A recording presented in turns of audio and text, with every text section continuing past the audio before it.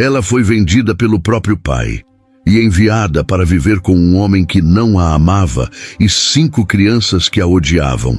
O que ninguém sabia era que aquela fazenda seria incendiada e que alguém ali estava disposto a destruir tudo. A chuva batia no telhado de zinco como se o céu estivesse chorando uma dor antiga, daquelas que a gente guarda no fundo do peito e só solta quando ninguém está olhando. O cheiro de terra molhada invadia a varanda, misturado com o aroma forte do café recém-passado que perfumava o ar frio daquela manhã de outubro de 1902. Mas ali, naquela sala de chão batido, o frio não vinha apenas do tempo lá fora, vinha do silêncio. Um silêncio pesado, cortante, que doía mais do que qualquer grito. Carolina, com seus 19 anos recém-completados, apertava as mãos uma na outra até os nós dos dedos ficarem brancos. Ela olhava para o chão, incapaz de encarar o homem que estava sentado à cabeceira da mesa. Não era vergonha, não. Era medo.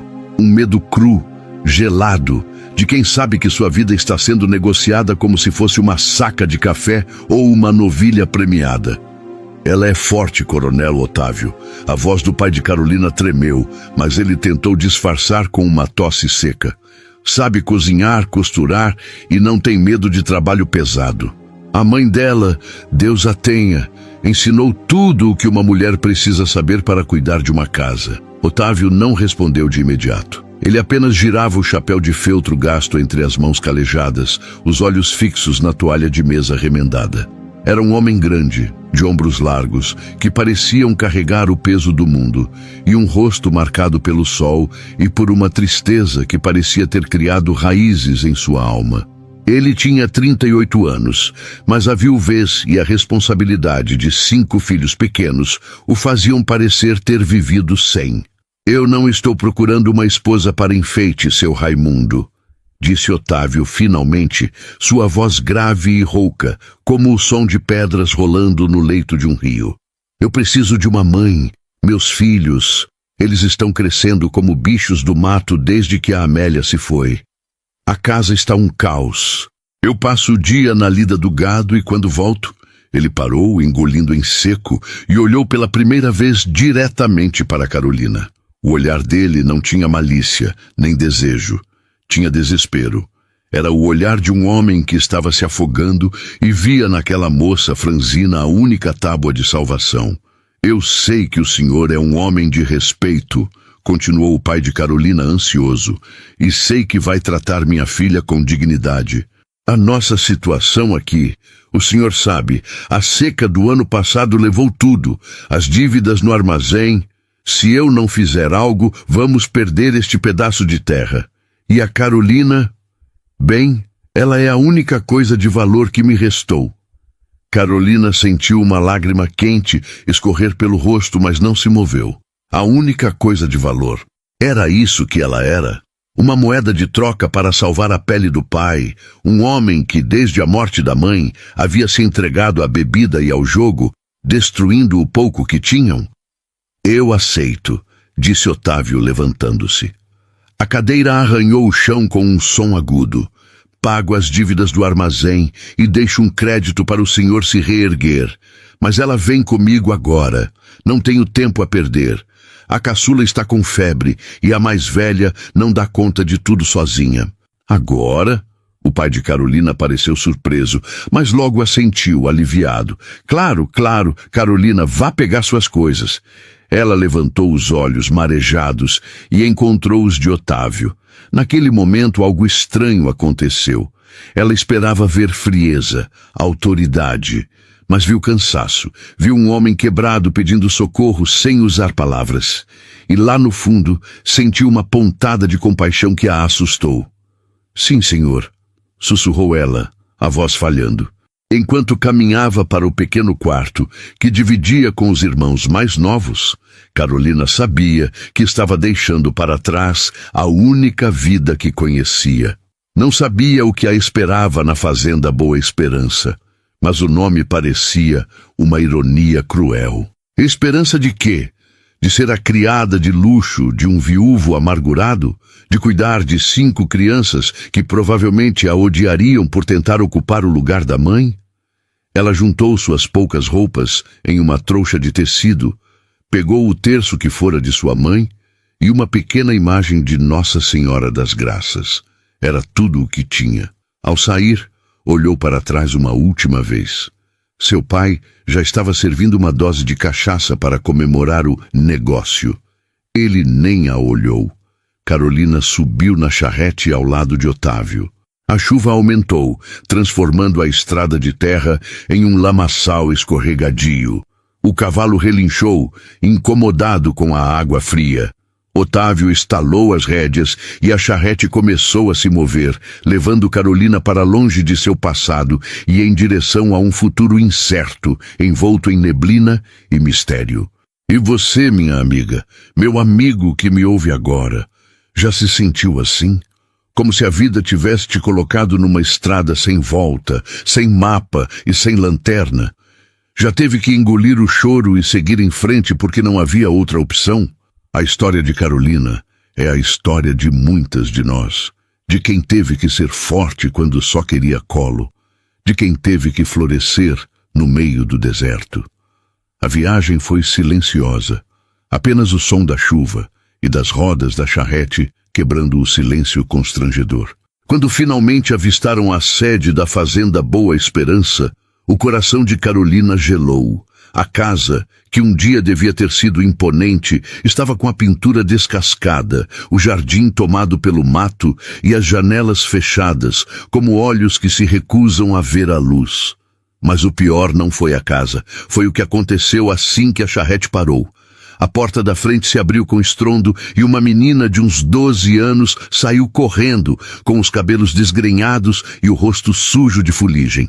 Ela parou no topo da escada, olhou para Carolina com um ódio feroz e gritou: "Você não é minha mãe e nunca vai ser. Se tentar entrar nessa casa, eu juro que boto fogo em tudo." Otávio suspirou, derrotado, e cobriu o rosto com as mãos. Carolina olhou para a menina, depois para o homem ao seu lado e percebeu que o buraco onde tinha se metido era muito mais fundo do que imaginava. Minha gente, que situação, hein?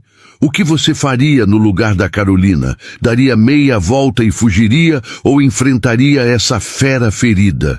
Antes de continuarmos essa história que vai mexer com cada fibra do seu coração, eu quero te fazer um pedido especial.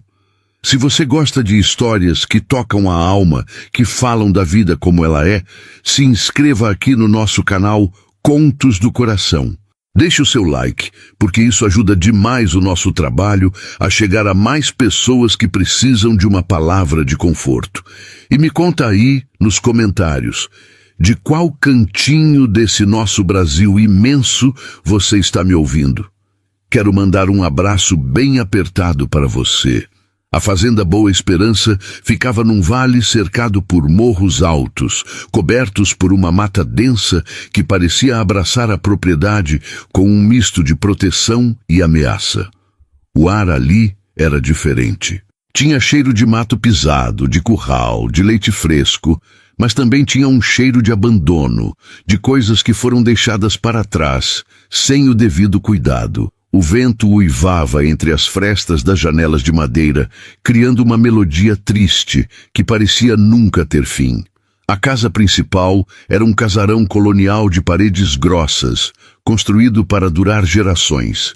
Tinha uma varanda larga que contornava toda a frente, com pilares de madeira maciça que sustentavam o telhado pesado. Mas as redes que antes balançavam ali, convidando ao descanso, agora estavam puídas e rasgadas. O jardim, onde Dona Amélia certamente cultivava suas rosas e jasmins, estava tomado por ervas daninhas que sufocavam qualquer tentativa de beleza. Dentro da casa, a sensação de desolação era ainda maior. O assoalho de tábuas largas rangia a cada passo, como se reclamasse do peso da tristeza que habitava ali. Havia poeira sobre os móveis de jacarandá, teias de aranha nos cantos do teto alto e uma penumbra constante, pois as cortinas pesadas raramente eram abertas. A cozinha, que deveria ser o coração da casa, estava fria. O fogão a lenha, apagado. Havia louça suja acumulada na pia de pedra e restos de comida sobre a mesa, atraindo moscas. Era um cenário de guerra. Uma guerra silenciosa, travada pela ausência de uma mãe, de uma esposa, de uma alma que trouxesse luz para aquele lugar. E no meio desse campo de batalha emocional, estavam 5 crianças. 5 órfãos de mãe viva na memória e de pai ausente na lida. Carolina desceu da charrete com as pernas trêmulas. Ela não era uma mulher de grandes belezas, dessas que param o trânsito. Sua beleza era discreta, escondida nos detalhes.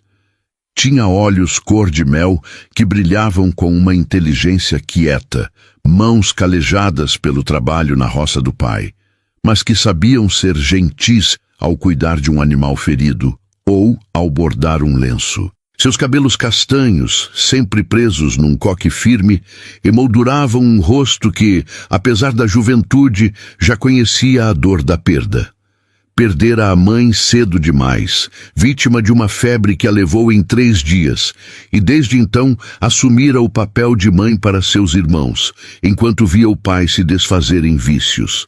Ela sabia o que era fome, sabia o que era frio, sabia o que era ter que remendar a mesma roupa 10 vezes para não andar nua.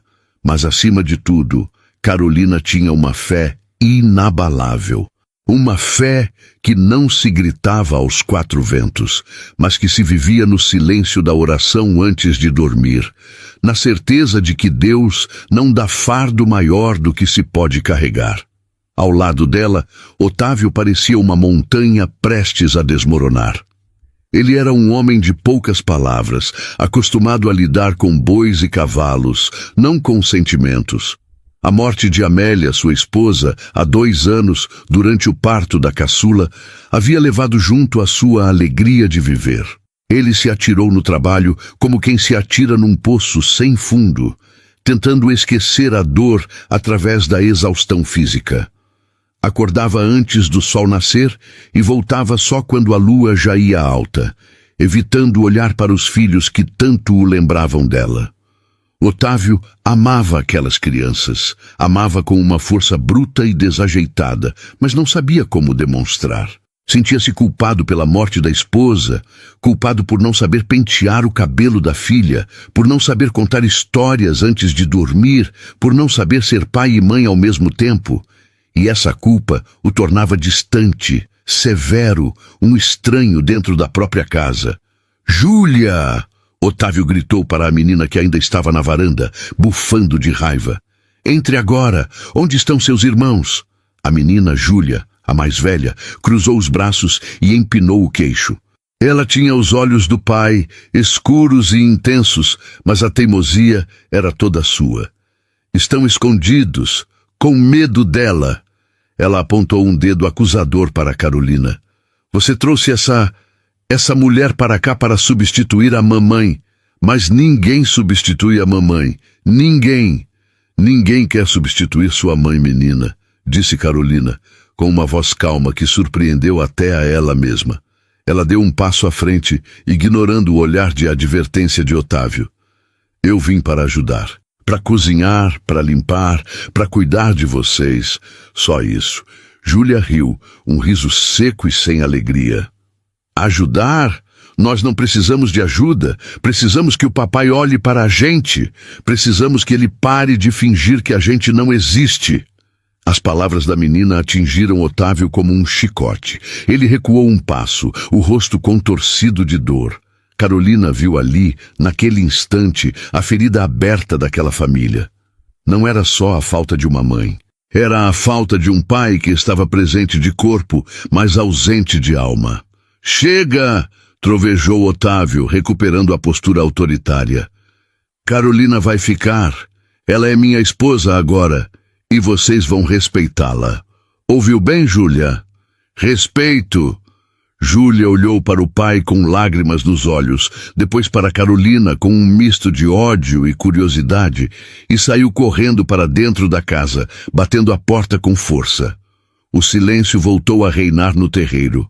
Otávio virou-se para Carolina, sem jeito. Desculpe por isso. Ela tem o gênio forte. Desde que a mãe morreu, ela tomou para si a responsabilidade dos irmãos. Acha que tem que proteger todos de tudo. Ela está sofrendo, coronel, disse Carolina suavemente. A dor deixa a gente arisca, como bicho acuado. Otávio olhou para ela, surpreso com a sabedoria daquelas palavras simples. Vamos entrar. Vou te mostrar o quarto. A primeira noite na Fazenda Boa Esperança foi longa. Carolina foi instalada num quarto de hóspedes, pois Otávio, num gesto de respeito ou de distância, disse que não a obrigaria a dormir com ele até que ela se sentisse pronta. O quarto era simples, com uma cama de ferro e um guarda-roupa antigo. O cheiro de mofo era forte, mas Carolina abriu a janela, deixando o ar da noite entrar. Ela não conseguiu dormir. Ouvia passos no corredor, sussurros, e às vezes o choro abafado de uma criança. Levantou-se, pegou o candeeiro e saiu do quarto. A casa estava escura e silenciosa. Ela seguiu o som do choro até um quarto no final do corredor. A porta estava entreaberta. Lá dentro, num berço de madeira, uma menininha de uns 2 anos se contorcia, o rosto vermelho de febre. Era Rosa, a caçula, a menina que custara a vida da mãe. Ao lado do berço, um menino de uns 5 anos dormia no chão, segurando a mão da irmãzinha através das grades. Carolina entrou devagar. O menino acordou assustado, arregalando os olhos. "Quem é você?" perguntou ele com a voz trêmula. "Sou Carolina, vim cuidar de vocês." Ela se abaixou e tocou a testa de Rosa. Estava fervendo. "Ela está muito quente. Preciso de água fria e panos limpos. Você sabe onde tem?" O menino assentiu e correu para fora do quarto. Carolina pegou a menina no colo. Ela era leve como uma pluma, frágil. Começou a niná-la, cantarolando uma canção antiga que sua mãe cantava. "Dorme, neném, que a cuca vem pegar. Papai foi na roça, mamãe foi trabalhar." Aos poucos, o choro da menina foi diminuindo. O menino voltou com uma bacia de água e uns panos velhos. Carolina molhou o pano e colocou na testa de Rosa. Passou a noite ali, trocando as compressas, ninando a criança, conversando baixinho com o menino que se chamava Pedro. Quando o sol nasceu, Rosa dormia tranquila. A febre havia baixado. Carolina estava exausta, sentada numa cadeira de balanço com a menina no colo. Foi assim que Otávio a encontrou quando entrou no quarto, atraído pelo silêncio incomum. Ele parou na porta, observando a cena. A luz da manhã iluminava o rosto de Carolina, que dormia com a cabeça encostada no ombro, segurando sua filha com uma ternura que ele não via há anos. Pedro dormia no tapete aos pés dela, como um cãozinho fiel. Otávio sentiu um nó na garganta. Pela primeira vez em muito tempo, a casa não parecia um túmulo, parecia um lar. Mas ele sabia que a batalha estava apenas começando. Júlia não aceitaria tão fácil, e ele teria coragem de abrir seu coração novamente, ou o medo de perder tudo outra vez o faria recuar. Os dias que se seguiram foram de trabalho duro. Carolina acordava antes de todos, acendia o fogão a lenha, preparava o café, fazia pão, limpava a casa. Aos poucos, a sujeira foi dando lugar ao asseio. O cheiro de mofo foi substituído pelo cheiro de bolo de fubá e café fresco. As roupas das crianças, antes encardidas e rasgadas, agora apareciam limpas e remendadas no varal. Mas a resistência de Júlia era uma muralha de pedra. A menina se recusava a comer a comida de Carolina, jogava as roupas limpas no chão e incitava os irmãos. Além de Pedro e Rosa, havia os gêmeos Lucas e Mateus, de 8 anos, a desobedecerem à madrasta. "Ela é uma bruxa", dizia Júlia aos irmãos. "Ela quer roubar o lugar da mamãe e depois vai mandar a gente para um orfanato. Eu ouvi histórias. Madrastas são sempre más." Carolina ouvia tudo, mas não revidava. Ela sabia que brigar com a menina só pioraria as coisas. Em vez disso, ela respondia com paciência e serviço. Quando Júlia rasgou de propósito um vestido que Carolina tinha acabado de costurar, Carolina apenas suspirou, pegou a agulha e a linha e consertou o estrago, deixando-o sobre a cama da menina sem dizer uma palavra. Otávio observava tudo de longe, sem intervir. Ele achava que era coisa de mulher e que elas se entenderiam. Mas no fundo, ele tinha medo de tomar partido. Se defendesse Carolina, trairia a memória de Amélia? Se defendesse Júlia, estaria sendo injusto com a mulher que estava se matando para cuidar de sua família. O conflito chegou ao auge numa tarde de domingo. Otávio havia saído para verificar uma cerca quebrada. Carolina estava na cozinha, preparando um doce de abóbora, quando ouviu gritos vindos do celeiro. Ela largou a colher de pau e correu. Ao chegar lá, viu Júlia em cima de uma escada velha, tentando alcançar um ninho de passarinho numa viga alta. Os gêmeos, Lucas e Mateus, estavam embaixo, gritando para ela descer. «Júlia, desça daí! É perigoso!» gritou Carolina entrando no celeiro. «Não me dê ordens!» gritou Júlia de volta, esticando o braço. «Eu quero ver os ovinhos!» Nesse momento, a escada que estava podre estalou. Júlia perdeu o equilíbrio. Carolina não pensou duas vezes. Correu e se atirou embaixo da escada, estendendo os braços. Houve um estrondo, poeira subiu e gritos ecoaram. Quando a poeira baixou, Júlia estava caída sobre Carolina, chorando de susto, mas ilesa. Carolina, no entanto, gemia de dor, segurando o braço esquerdo num ângulo estranho. «Você está bem?» perguntou Carolina com a voz fraca, ignorando a própria dor para examinar a menina. «Machucou alguma coisa?» Júlia olhou para Carolina, os olhos arregalados de choque. Ela viu o braço quebrado, viu a palidez no rosto da madrasta e viu, acima de tudo, a preocupação genuína nos olhos dela. Por que você fez isso?» sussurrou Júlia. «Eu sou horrível com você». Carolina sorriu. Um sorriso dolorido, mas doce. «Porque você é filha do seu pai. E por quê? Porque ninguém merece cair sem ter alguém para segurar». Naquele momento, algo quebrou dentro de Júlia. Não foi um osso. Foi o orgulho. A muralha de pedra começou a rachar. Otávio chegou correndo, atraído pelos gritos. Viu a cena. Viu o braço de Carolina e seu rosto empalideceu. Ele pegou Carolina nos braços com um cuidado que nunca tivera antes e a levou para a casa, gritando para um dos peões selar o cavalo mais rápido para buscar o médico na cidade. Enquanto Otávio cuidava de Carolina, Júlia ficou no canto do quarto, chorando baixinho. Pela primeira vez, ela não chorava de raiva. Chorava de culpa e de gratidão. Aquele acidente mudou a dinâmica da casa, mas não resolveu tudo. A dor física de Carolina sararia, mas as feridas da alma daquela família eram profundas. E havia segredos naquela fazenda, segredos sobre a morte de Amélia e sobre o passado de Otávio, que ainda estavam enterrados, esperando o momento certo para vir à tona e testar a fé de todos. E você, acredita que um ato de sacrifício pode apagar meses de rejeição? Será que o coração de pedra de Júlia vai finalmente amolecer? Ou o medo de trair a mãe falará mais alto? A noite caiu pesada sobre a fazenda Boa Esperança, trazendo consigo um frio que parecia vir de dentro da terra. O médico da vila, Dr. Almeida, um senhor de bigodes brancos e mãos trêmulas, mas experientes, havia chegado com o cavalo exausto. O diagnóstico foi rápido: fratura no antebraço.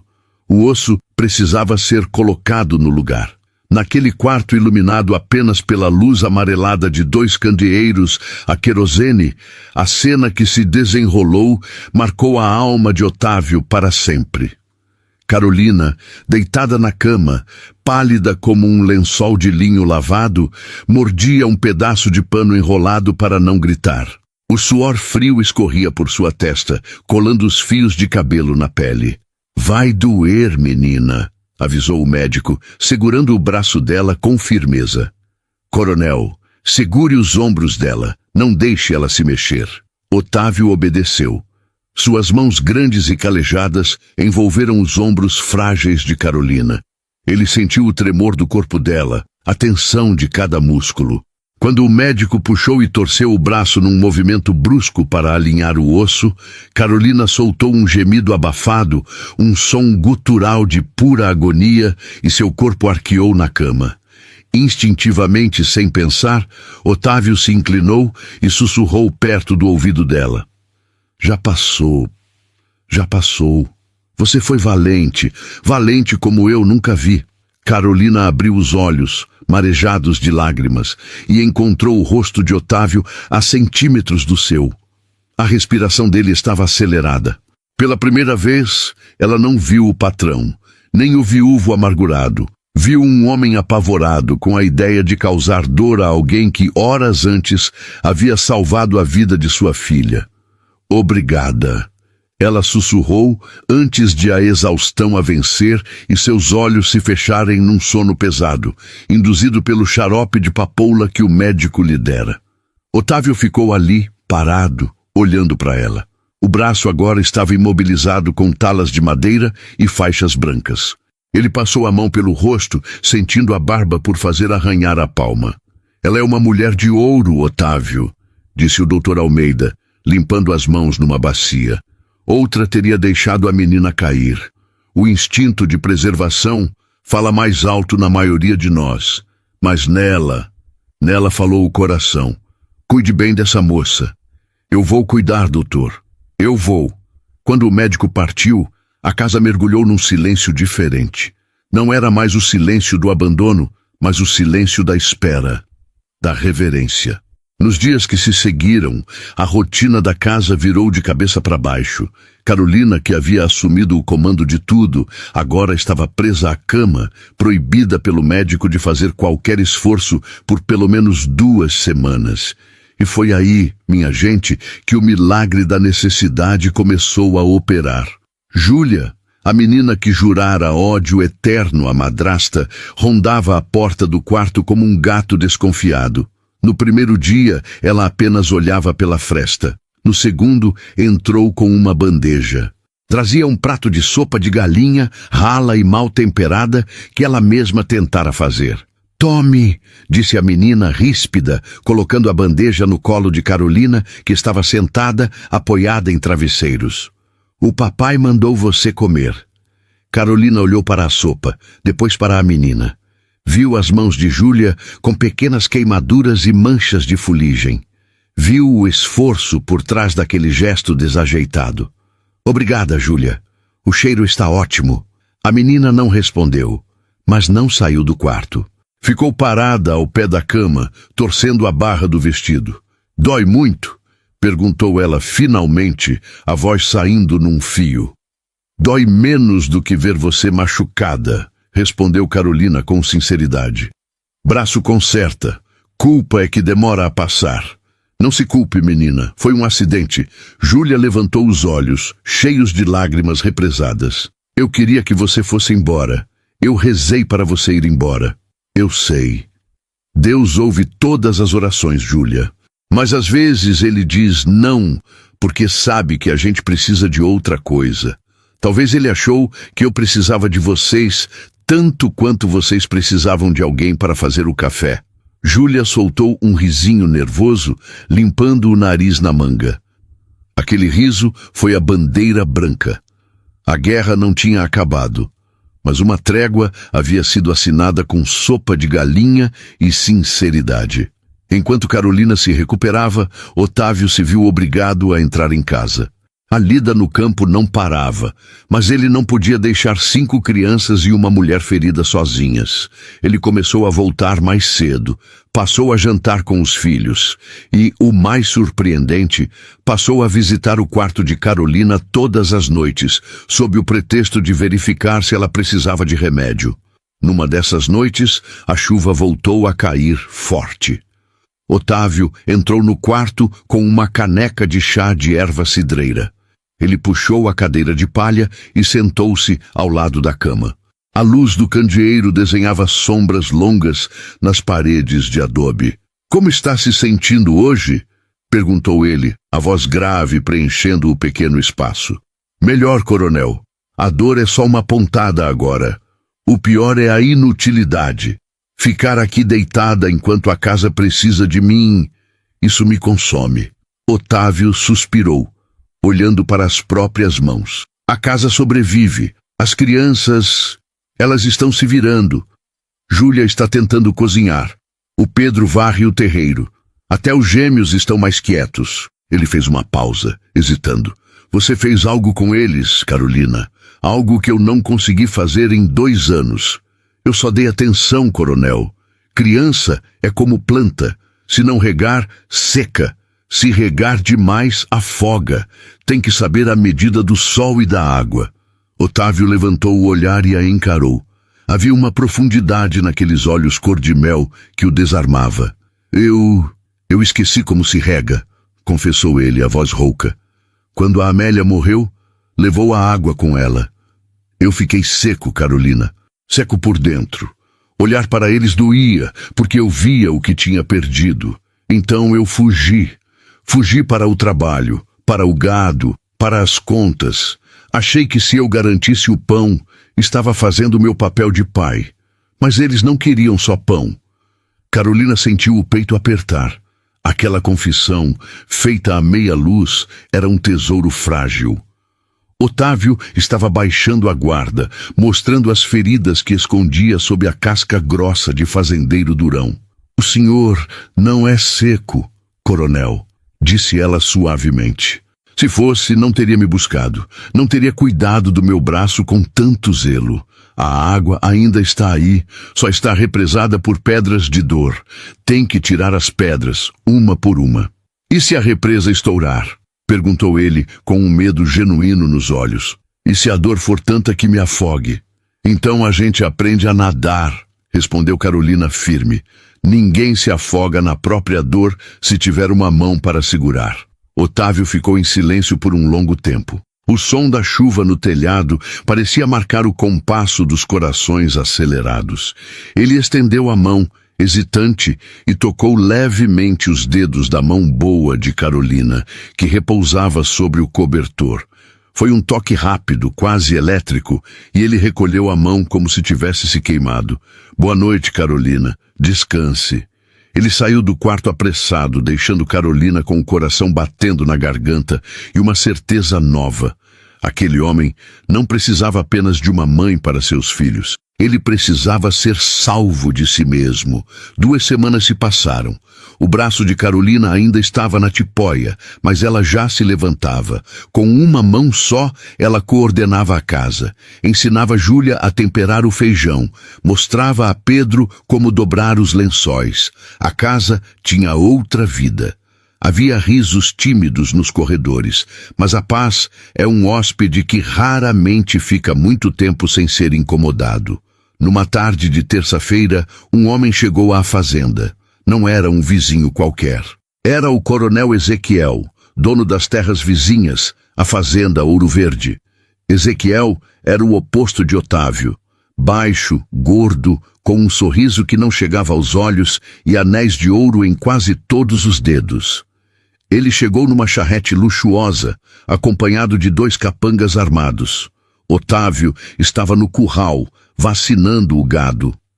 Carolina, que estava na varanda descascando milho com a ajuda de Lucas e Mateus, viu a chegada e sentiu um arrepio na espinha. Havia algo de predador naquele homem. Otávio veio ao encontro do visitante, limpando as mãos num trapo sujo. A expressão dele fechou-se imediatamente. Ezequiel, cumprimentou Otávio seco. A que devo a honra?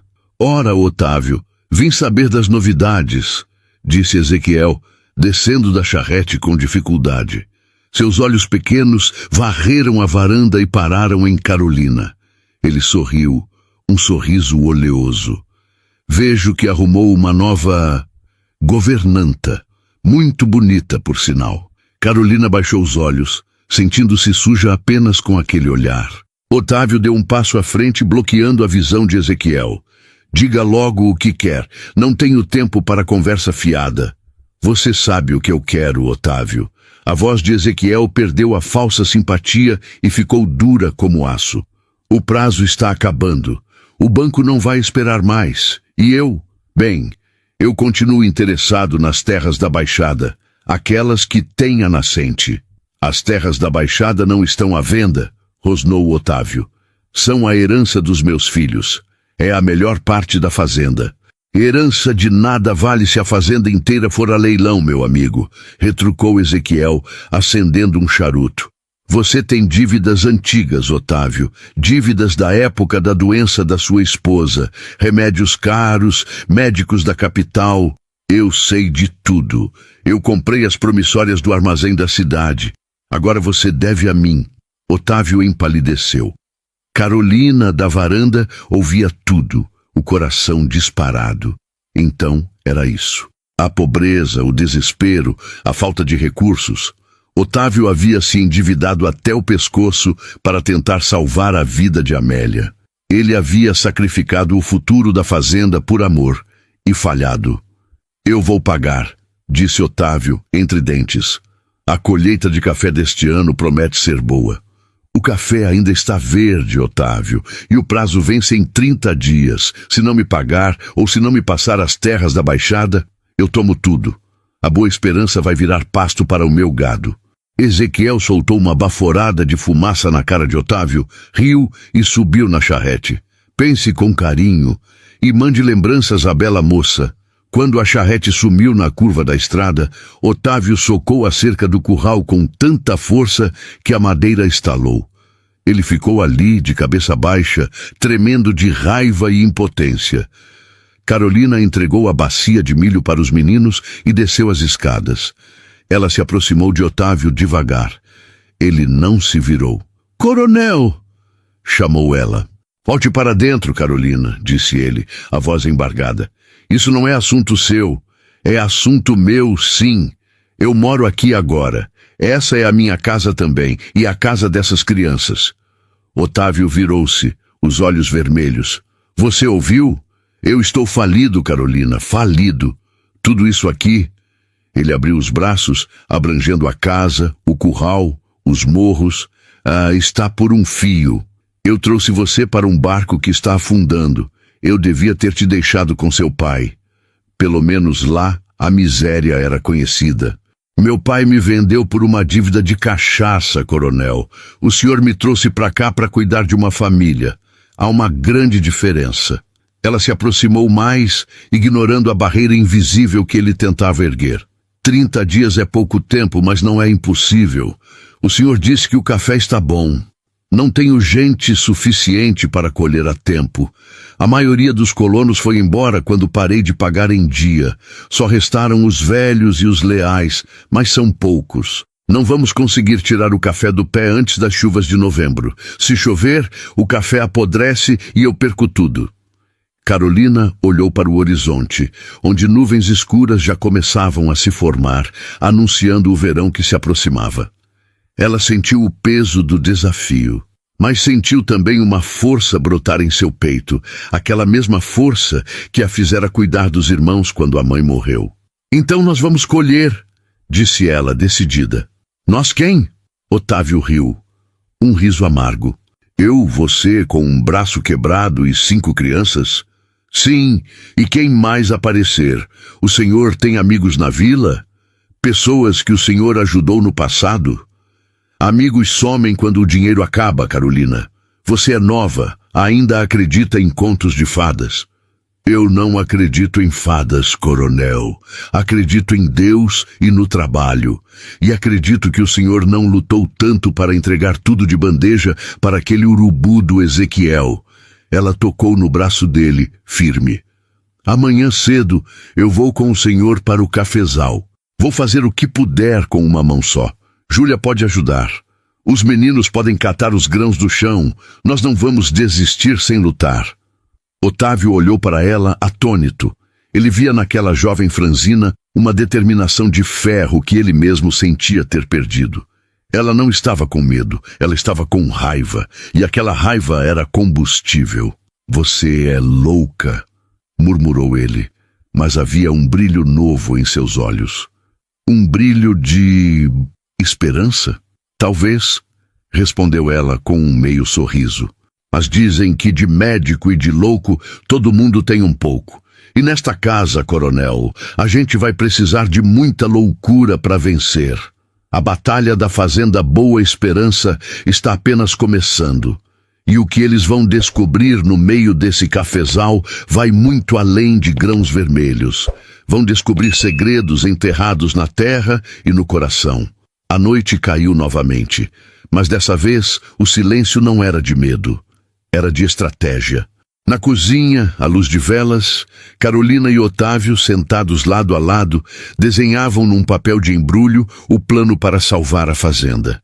As crianças dormiam, mas Júlia, escondida no corredor, ouvia tudo. E pela primeira vez, ela não sentiu que o pai estava sozinho, mas o destino é traiçoeiro. E enquanto eles planejavam a colheita, nas sombras da fazenda Ouro Verde, Ezequiel dava ordens aos seus capangas. Ele não jogava limpo. E se o tempo não destruísse a colheita de Otávio, ele daria um jeito de o fogo destruir. O sol mal havia rasgado o céu com seus primeiros raios alaranjados e a fazenda Boa Esperança já estava de pé. Não havia galo que cantasse mais cedo do que a necessidade. Carolina, com o braço esquerdo imobilizado numa tipóia de tecido cru, usava a mão direita para servir o café preto e forte. O cheiro da bebida quente se misturava ao ar frio da madrugada, criando uma névoa que subia das xícaras de ágata. Otávio entrou na cozinha, vestindo sua camisa de trabalho, limpa e engomada por Carolina na noite anterior, apesar de todo o cansaço. Ele parou à porta, observando a cena. As crianças que antes reclamavam para sair da cama estavam sentadas à mesa, comendo pão em silêncio, com uma seriedade que não cabia em rostos tão jovens. "Vamos, pai", disse Pedro, engolindo o último pedaço. O café não espera. Otávio sentiu um orgulho dolorido no peito. Pedro tinha apenas 5 anos, mas falava como um homem. "Vamos, filho. Mas escutem bem, ninguém se afasta de mim. E você, Carolina?" Ele olhou para ela, a preocupação vincando sua testa. "Você fica na sede. Com esse braço, não pode ir para a roça." "Eu não vou colher, coronel", respondeu ela, colocando uma cesta com garrafas de água e broas de milho sobre a mesa. "Mas vou estar lá. Vou levar água, vou cuidar da comida, vou catar os grãos que caírem na peneira. O Senhor precisa de cada par de olhos e cada mão, mesmo que seja uma só." Otávio abriu a boca para protestar, mas fechou-a logo em seguida. Ele sabia que discutir com Carolina era como tentar parar o vento com as mãos. Ela tinha uma teimosia mansa, que não gritava, mas não cedia. A caminhada até o cafezal foi silenciosa. O orvalho molhava as botas e a barra das calças. Quando chegaram à plantação, a realidade bateu forte. Eram hectares e hectares de pés carregados, curvados sob o peso dos frutos vermelhos como rubis, uma riqueza que podia virar pó se não fosse colhida a tempo. Eles começaram. Otávio trabalhava por 3 homens. Suas mãos voavam entre os galhos, derriçando o café sobre os panos estendidos no chão. O som dos grãos caindo era como chuva grossa. Tuc, tuc, tuc. Júlia, ao lado do pai, tentava acompanhar o ritmo. Suas mãos finas logo ficaram arranhadas, mas ela não parava. Lucas e Mateus, os gêmeos, arrastavam os panos cheios até a carreta. Pedro, pequeno demais para alcançar os galhos altos, catava o café de varrição no chão, grão por grão, como se fossem pepitas de ouro. Carolina andava entre eles, servindo água, enxugando o suor das testas das crianças, ajeitando os chapéus. Com a mão boa, ela ajudava a sacudir as peneiras. A dor no braço quebrado latejava com o esforço da caminhada, mas ela oferecia cada pontada em oração. "Senhor, dai-nos força. Multiplicai o nosso tempo como multiplicastes os pães." Ao meio-dia, o sol castigava. Eles pararam sob a sombra de uma engazeira para comer. Estavam exaustos, as roupas colavam no corpo, os rostos estavam vermelhos de calor e poeira. "Não vamos conseguir." murmurou Júlia, olhando para a imensidão de pés de café que ainda faltavam. É muito café, pai. Somos poucos. Otávio bebeu um longo gole de água, o olhar perdido no horizonte. Vamos fazer o que der, filha. O que der. Foi nesse momento que Carolina viu algo na estrada que contornava a propriedade. Uma nuvem de poeira se aproximava. Alguém vem vindo, alertou ela. Otávio levantou-se tenso. Seria Ezequiel? Mas não era.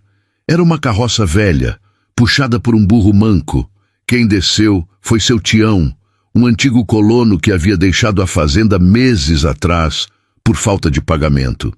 Ele era um homem negro, alto, de cabelos brancos como algodão, e trazia consigo 2 filhos rapazes e a esposa. Coronel Otávio, disse Tião tirando o chapéu de palha. A gente soube da precisão, soube que o urubu do Ezequiel tá rondando. Tião? Otávio gaguejou, surpreso. Eu não tenho como pagar vocês agora. Só depois da venda da safra. Tião sorriu, mostrando os dentes brancos no rosto suado. A gente não veio por dinheiro, coronel. A gente veio pela memória da dona Amélia. Ela salvou meu caçula de uma febre braba. A gente não esquece quem estendeu a mão. E também... Ele olhou para Carolina.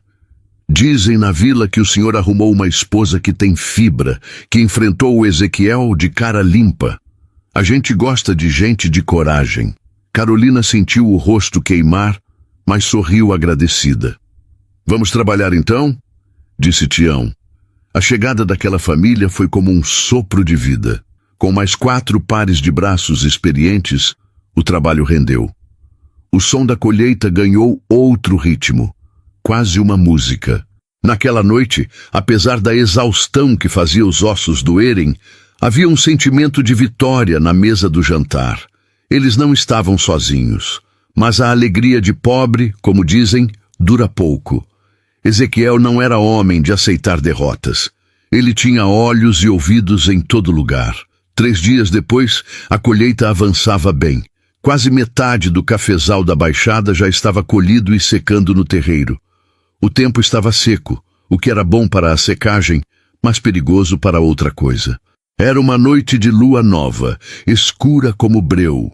Todos dormiam o sono pesado dos justos e cansados. Carolina, porém, acordou com sede. Ela se levantou, foi até a cozinha e bebeu um copo de água do pote de barro. Quando estava voltando para o quarto, sentiu um cheiro. Não era cheiro de café nem de mato, era cheiro de fumaça. Ela correu para a janela da sala e abriu as postigos. O que viu fez seu sangue gelar. Lá embaixo, na direção da baixada, justamente onde estava o melhor café, aquele que Ezequiel cobiçava, uma linha de fogo laranja dançava na escuridão. O vento soprava forte, empurrando as chamas para o meio da plantação. Otávio! Otávio! Acorda! Gritou ela, correndo para o quarto dele sem pensar em decoro. Otávio pulou da cama num sobressalto, já tateando em busca da calça. O que foi? Fogo! Fogo no cafezal da Baixada! O horror tomou conta do rosto dele. Ele calçou as botas sem meias e correu para fora, tocando o sino de ferro que ficava na varanda, usado para emergências. O som metálico e desesperado. Blém! Blém! Blém! Acordou a fazenda inteira e ecoou pelo vale. As crianças! Gritou Otávio. Carolina, fique com as crianças! Não saia daqui! Nem pensar, retrucou ela. Júlia cuida dos pequenos. Eu vou com o senhor. Precisamos de gente para abafar o fogo. Você tem um braço só, vai se machucar. Eu tenho pernas para correr e voz para gritar. Vamos! Eles correram para o galpão de ferramentas. Tião e seus filhos já vinham chegando com os olhos arregalados. Pegaram pás, enxadas e galhos verdes de árvores. A cena no cafezal era dantesca. O fogo, alimentado pelo mato seco e pelo vento, subia alto, estalando como chicotes. O calor era insuportável. A fumaça ardia nos olhos e na garganta. Vamos fazer um aceiro! gritou Otávio, sua voz competindo com o rugido das chamas. Temos que limpar uma faixa de terra para o fogo não passar para o resto da plantação. Cortem o mato, cavem a terra. Começou uma batalha desigual. Homens contra a fúria da natureza manipulada pela maldade humana. Otávio batia com um galho verde nas chamas, tentando abafá-las, enquanto Tião e os filhos cavavam a terra freneticamente. Carolina, com sua única mão útil, arrastava os galhos secos para longe do fogo, limpando o caminho. A fuligem cobria seu rosto, seu vestido estava rasgado, mas ela não parava. Mais rápido! O vento virou! Gritou um dos filhos de Tião. O fogo, traiçoeiro, saltou a barreira que eles tentavam criar e pegou num pé de café carregado. A planta, cheia de óleo, acendeu como uma tocha. O desespero bateu. Se aquele setor pegasse fogo, o incêndio chegaria ao terreiro onde o café colhido estava secando. Seria o fim. Água! Precisamos de água! Berrou Otávio. Mas o riacho estava longe. Não daria tempo. Foi então que Carolina viu. Perto dali, havia um tanque antigo de alvenaria, usado para misturar cal, que estava cheio da chuva da semana passada. Mas não havia baldes suficientes. As roupas! Gritou ela. Usem as camisas, molhem as camisas e batam no fogo. Ela mesma deu o exemplo. Com dificuldade, tirou o xale grosso que usava sobre os ombros, correu até o tanque, encharcou o tecido pesado e correu de volta para as chamas. Carolina, não! Gritou Otávio, vendo-a se aproximar perigosamente do fogo. Ela não ouviu, ou fingiu não ouvir. Com uma força que não parecia vir daquele corpo franzino, ela começou a bater com o xale molhado na base das chamas que ameaçavam pular para o terreiro. A água chiava ao tocar o fogo, subindo em vapor quente. Otávio, vendo a loucura e a bravura daquela mulher, sentiu uma onda de adrenalina. Ele arrancou a própria camisa, molhou-a no tanque e se juntou a ela. Tião e os outros fizeram o mesmo. Eram vultos na noite, lutando contra o inferno. Batiam, corriam, molhavam, batiam de novo. A pele ardia, os pulmões queimavam, mas eles não recuavam. E você, meu amigo, minha amiga, já sentiu o calor de um problema tão grande que parecia que ia te consumir? Já teve que tirar a própria camisa para apagar um incêndio na sua vida? É nessas horas, quando o calor aperta, que a gente descobre do que é feito. O ouro só se purifica no fogo. E ali, naquela noite terrível, algo precioso estava sendo forjado entre Otávio e Carolina.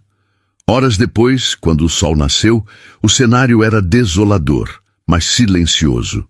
O fogo havia sido contido. Uma parte do cafezal estava negra, reduzida a carvão e cinzas. O cheiro de queimado impregnava tudo. Otávio estava sentado no chão, o peito nu coberto de fuligem e arranhões, respirando com dificuldade.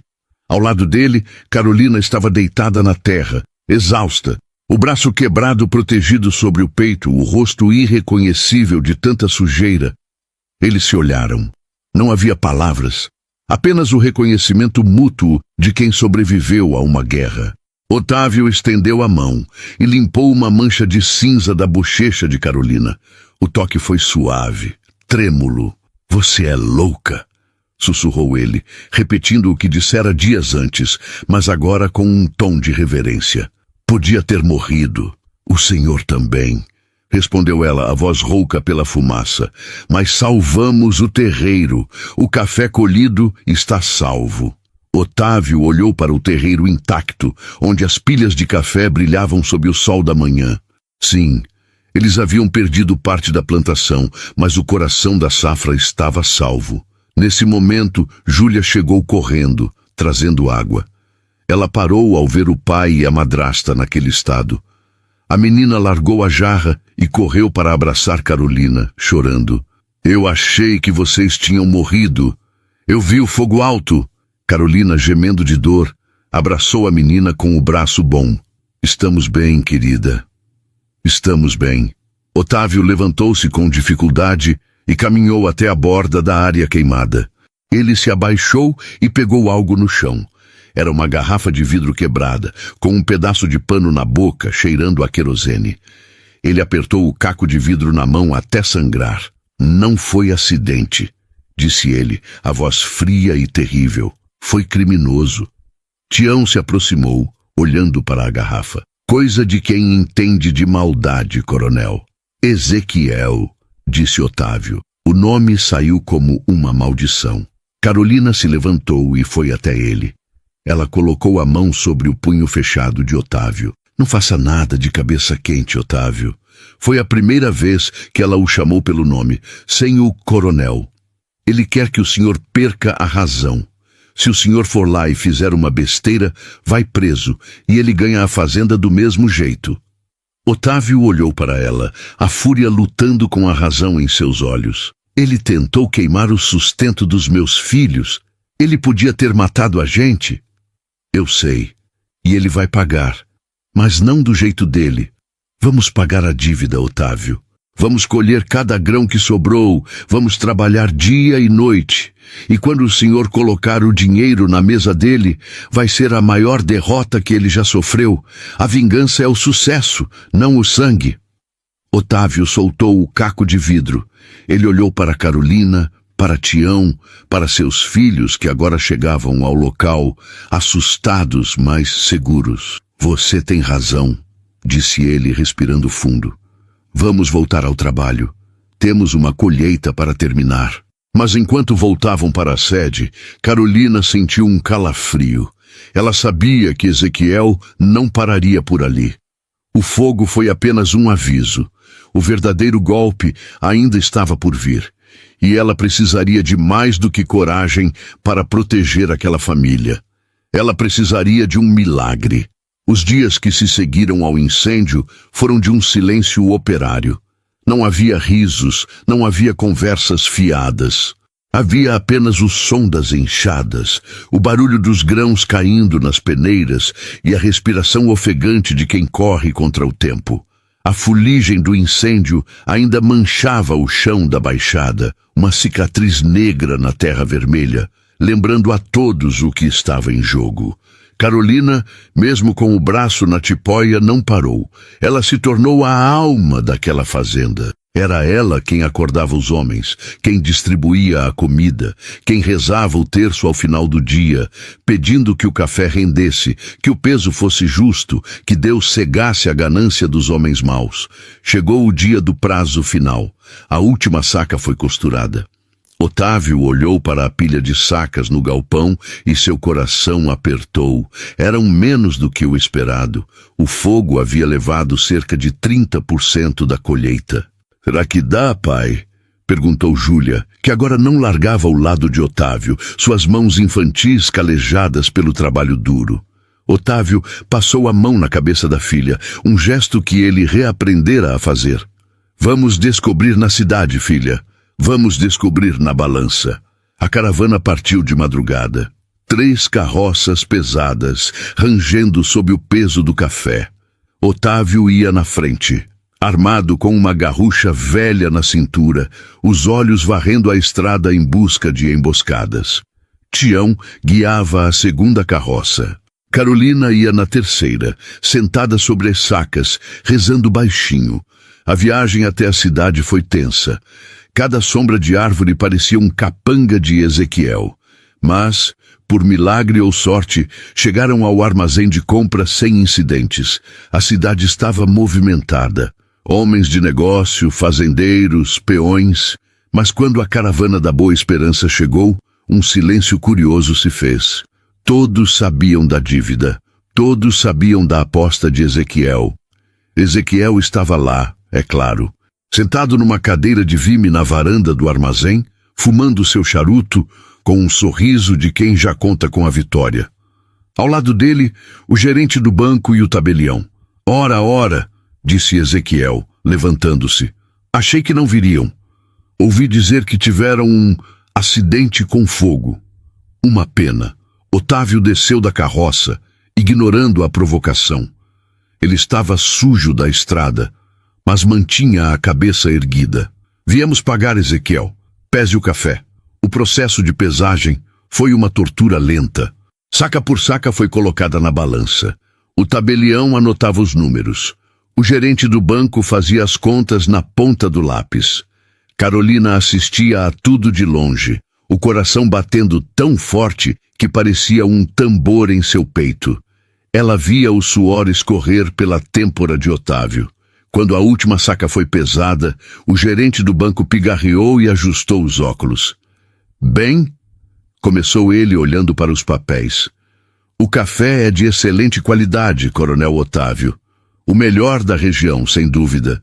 Mas o quê? Perguntou Otávio, a voz falhando.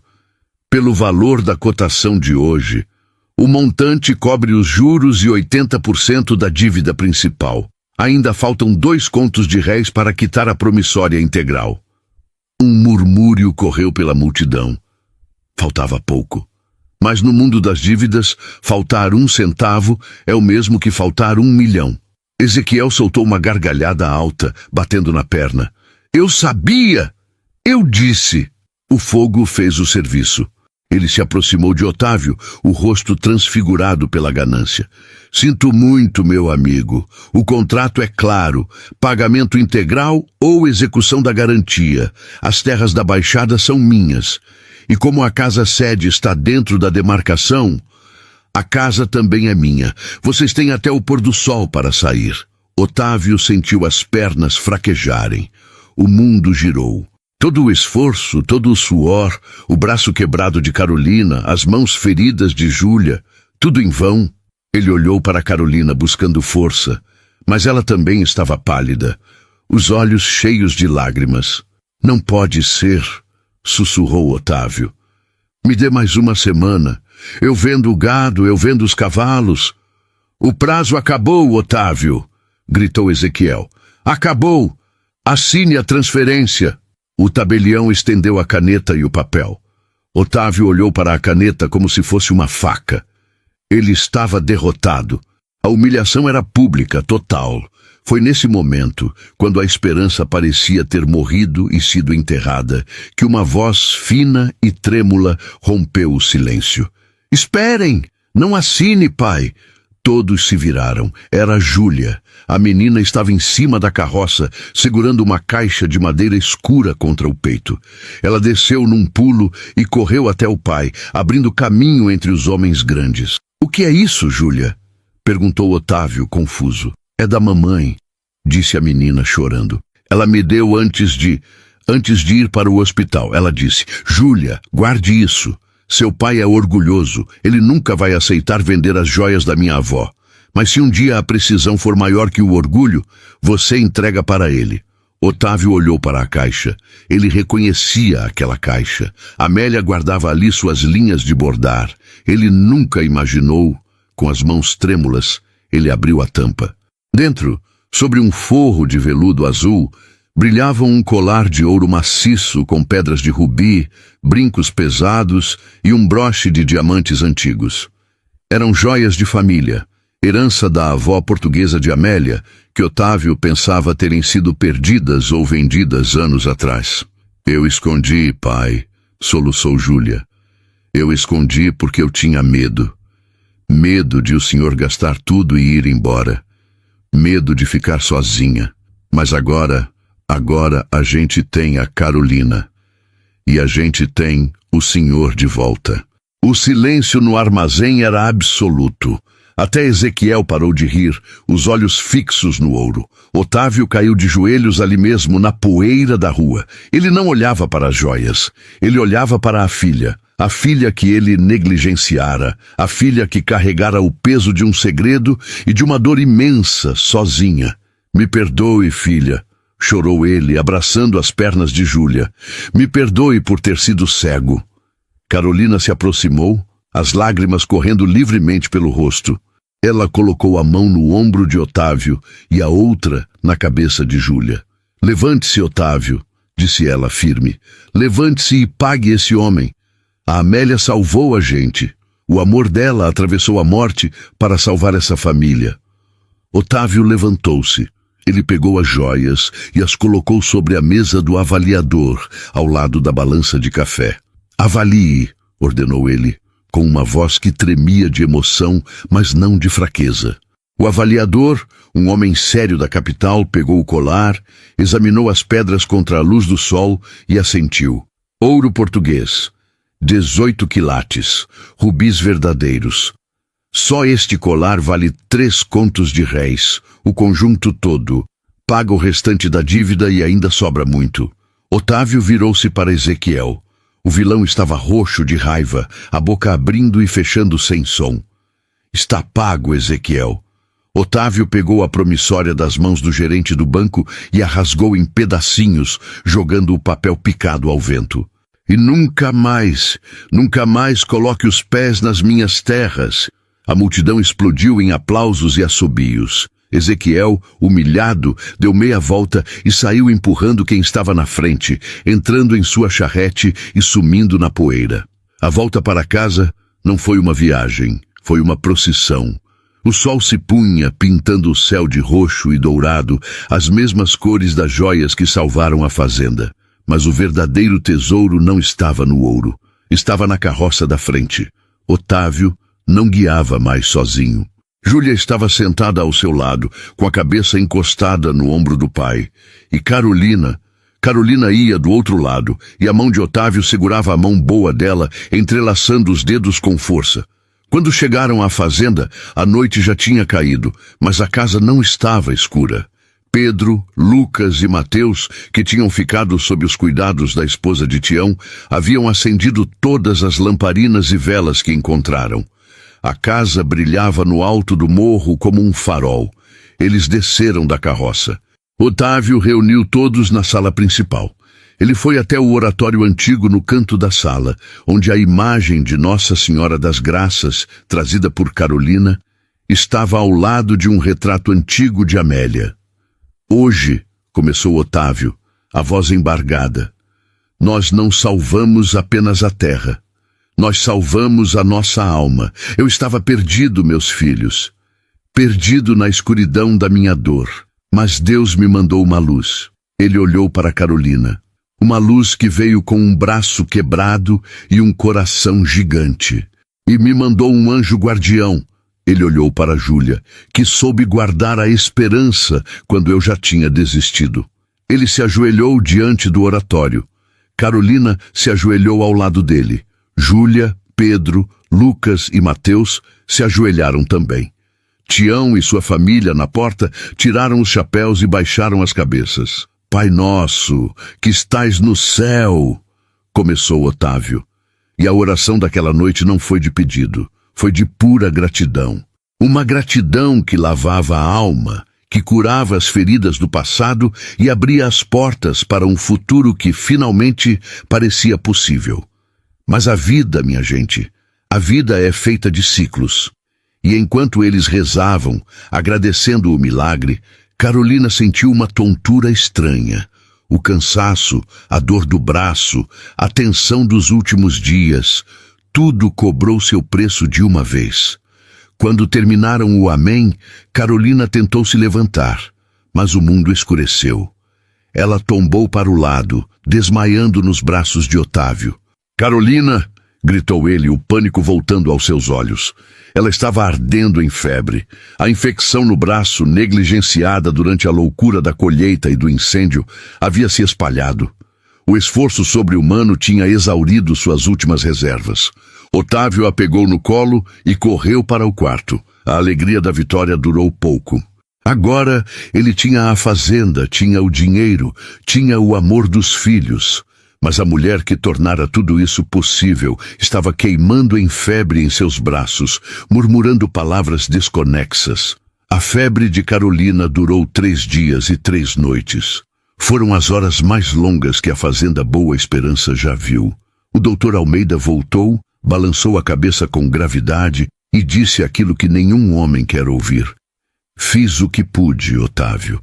Agora está nas mãos de Deus. O corpo dela está exausto, a infecção é forte. Se ela passar desta noite, sobrevive. Otávio não saiu do lado dela. Ele, que enfrentara o fogo, a dívida e a humilhação sem derramar uma lágrima, agora chorava silenciosamente, segurando a mão quente e inerte de Carolina. Ele trocava as compressas de água fria na testa dela a cada 10 minutos. Ele sussurrava promessas, pedia perdão, contava histórias que ela não podia ouvir. Não me deixe, Carolina, sussurrava ele, a voz quebrada. Eu demorei tanto para enxergar a luz, não deixe que ela se apague agora. Eu não quero uma governanta, não quero uma mãe para os meus filhos. Eu quero você. Eu amo você. Foi a primeira vez que ele disse essas palavras, e elas ecoaram no quarto silencioso como uma oração desesperada. Do lado de fora do quarto, as crianças faziam vigília. Júlia, com uma maturidade que não condizia com sua idade, mantinha os irmãos calmos. Eles rezavam, desenhavam, esperavam. A casa, antes um lugar de gritos e desordem, agora era um templo de silêncio e esperança. Na madrugada do quarto dia, quando o galo cantou o primeiro anúncio do sol, Carolina abriu os olhos. A febre havia baixado. Ela estava fraca, pálida, mas o brilho febril havia sumido de seu olhar. Otávio! Chamou ela num fio de voz. Otávio, que cochilava sentado na cadeira, acordou num sobressalto.